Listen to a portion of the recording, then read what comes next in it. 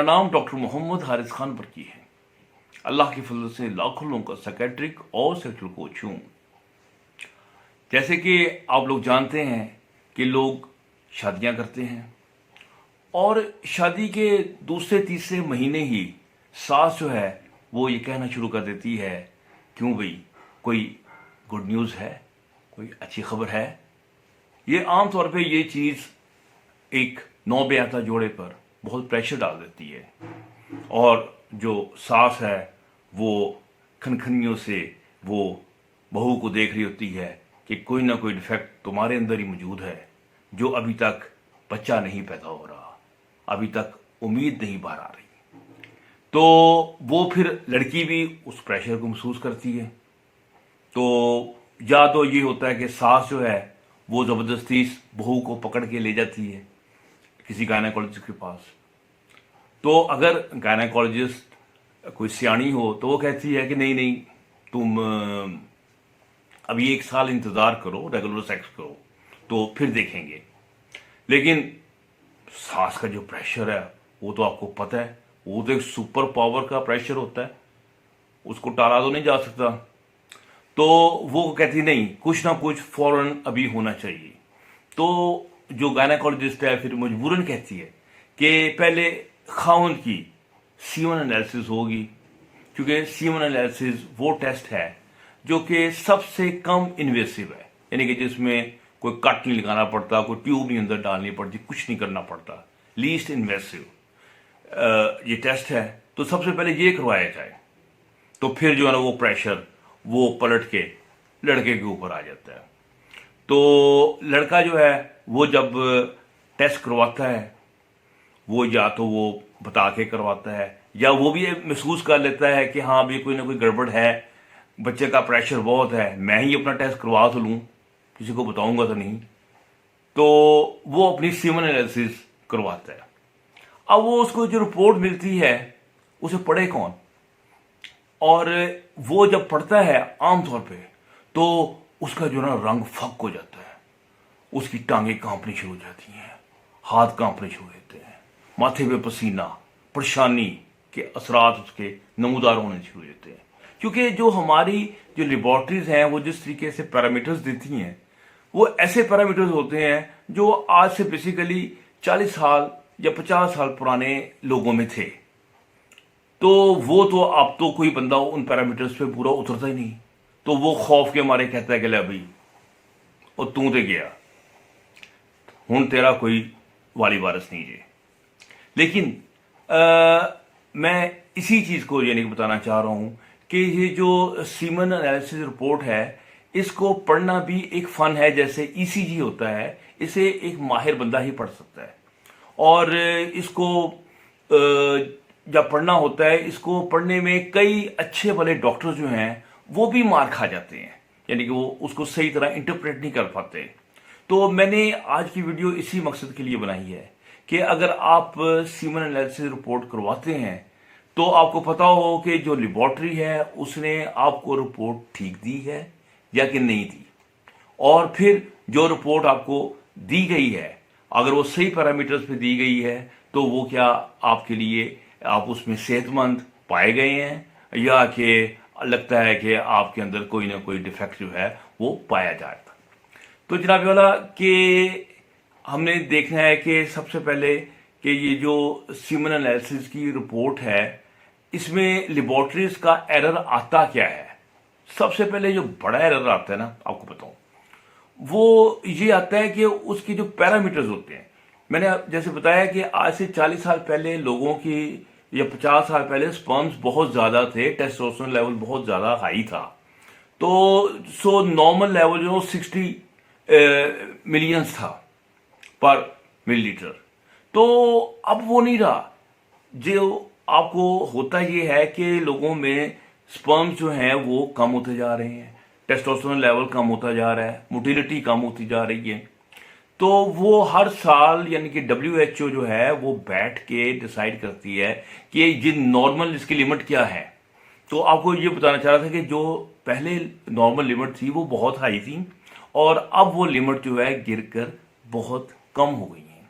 तो मैं आपको जो रिसेंट इस वक्त WHO की लिमिट्स है, लोअर लिमिट ही बताऊंगा, अपर लिमिट बताने की ज़रूरत नहीं है।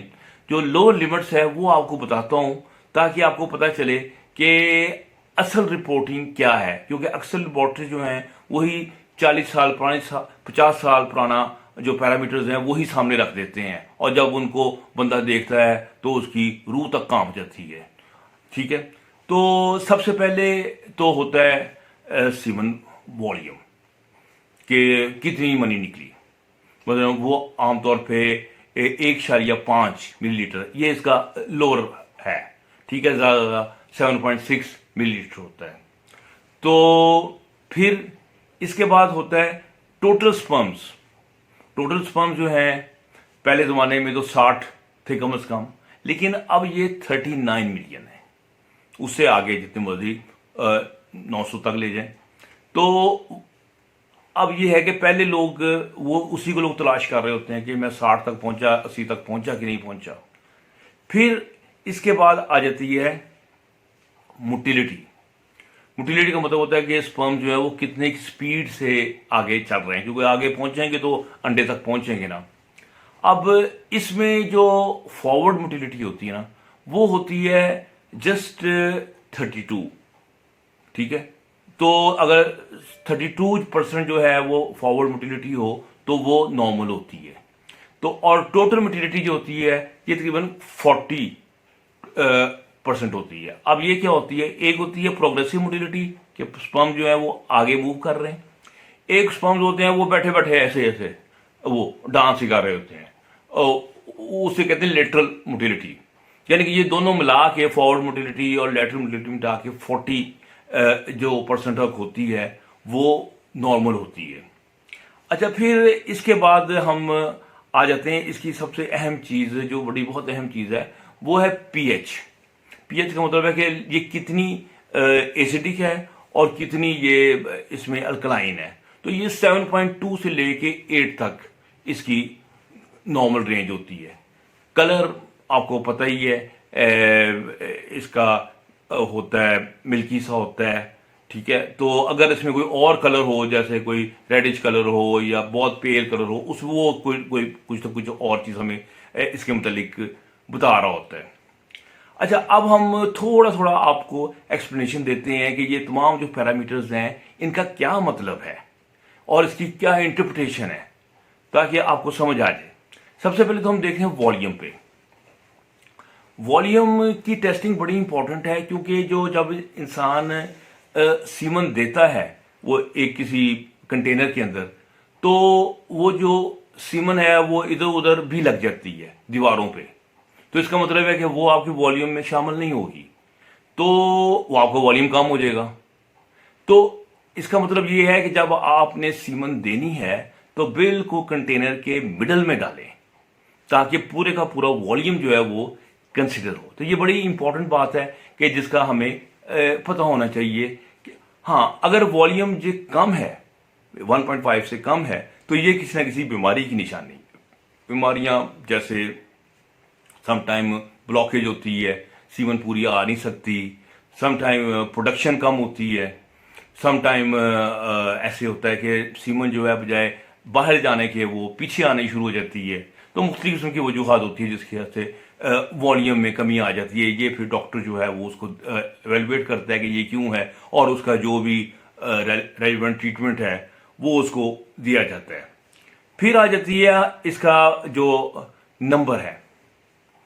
नंबर पहले ज़माने में मैंने बताया कि बहुत हाई था, 60 था, लेकिन अब ये कम हो गया। ठीक है, और 15 अगर पर मिलीलीटर आ गया है तो नॉर्मल है। ठीक है, तो इंसान जो है इसमें जो है प्रेगनेंसी हो सकती है। लेकिन एक बात और भी बता दूं, समटाइम ये भी हो सकता है, लोग कहते हैं कि जनाब वॉल्यूम तो इसका सिर्फ 1 था और नंबर भी बड़ा कम था, प्रेगनेंसी कैसे हो गई? तो प्रेगनेंसी इन एनी केस वो होने को हो सकती है, ये अल्लाह ताला के काम है। तो आप उस पर कोई और किस्म के शकूक शबात जो है ना वो ना रखें कि जनाब वॉल्यूम उसका 1 था और पर मिलीलीटर इजैकुलेशन जो थी उसका 5 था, तो ये बच्चा जो है पता नहीं कहाँ से सायों से आ गया। ये नहीं होता।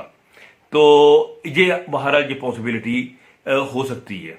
अब हम आ जाते हैं इसकी जो जो प्रोग्रेसिव मोटिलिटी है, ये बड़ी अहम है, इसको समझना बड़ा ज़रूरी है। इसलिए कि जब स्पर्म्स जो हैं उनमें मोटिलिटी कम हो जाती है तो वो ट्रेवल करके अंडे तक नहीं पहुंच पाते।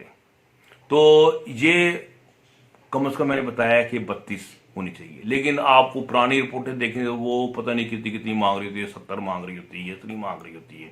तो अब वो रिपोर्टें अगर देखेगा तो वो तो फिर बंदा देख के जो उसका हाल होगा वो जानता है और उसका अल्लाह जानता है।